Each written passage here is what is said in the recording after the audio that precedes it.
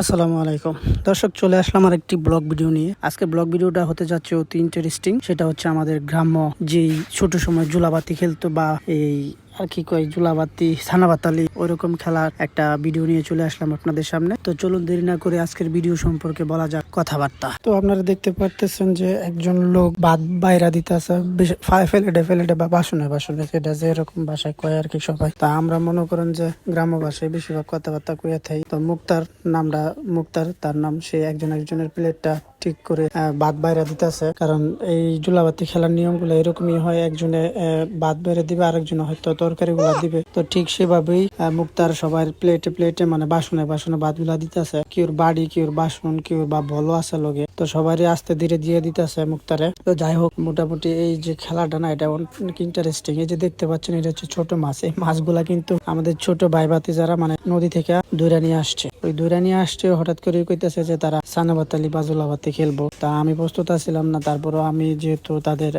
বড়, তো আমার সব জায়গায় এরা রাখতে চাই, তো আমি তারপর বললাম ঠিক আছে চল। আজকের যে রান্না বান্নাটা হয়েছে এটাও কিন্তু সম্পূর্ণ ছেলেদের দ্বারা। আমার ছোট ভাই রাকিব এবং সাথে ছিল শাকিল বাতিজা, তারা দুইজনে কিন্তু এই রান্না বান্নাটা করতে হবে। কালার দেখে কিন্তু বোঝা যাচ্ছে যে ছোট মাছগুলো অনেক স্বাদ হবে। আসলে এখানে কিন্তু এক প্রকারের মাছ নয়, এখানে বহু প্রকারের মাছ রয়েছে। লাটি, পুটি, শিং, বাইলা মাছ, তারপরে সাথে কিন্তু ইন্টারেস্টিং ব্যাপার কাঁকড়াও রয়েছে। ছোট ছোট কাঁকড়া আছে, এটার সাথে পোলাবানের ধরে আনছে, এগুলা একসাথে বোনা করা হয়েছে। তো অবশ্যই ওই যে আমাদের ছোট বাতিটা দেখা যাচ্ছে। তো সবাইকে আস্তে আস্তে তরকারিগুলো অবশ্য আমি দিয়ে দিচ্ছিলাম, কারণ মুক্তার ভাত বাইরে দিছিল, আমি তরকারি দেওয়ার দায়িত্বে পড়ছি, তাই আমি সবাইকে তরকারি দিয়ে দিচ্ছি এবং মুক্তার সালাদ গুলো সবাইকে দিয়ে দিচ্ছি। তো আজকের বিষয়টা খুবই ইন্টারেস্টিং, কারণ একসাথে খাওয়া দাওয়া করলে মানে অনেক জিনিসই স্বাদ না হলেও স্বাদ হয়, তবে স্বাদ হবে যে এটাই সত্য। কারণ ছেলেদের হাতের পাক শাক অনেক স্বাদ হয়, এটা বারবারই প্রমাণিত। ছেলেরা পাক শাকে কিন্তু অনেক সুন্দর এবং পরিপাটি করে পাক শাক করে এবং অনেক স্বাদ হয়। তো দেখতে থাকুন আপনারা খাওয়া দাওয়ার যে ব্যাপারটা আছে। এখানে আর কথা বাড়াইলাম না, আপনারা ভিডিওটা ভালো লাগলে অবশ্যই লাইক, কমেন্ট এবং শেয়ার করে দিবেন ইনশাল্লাহ।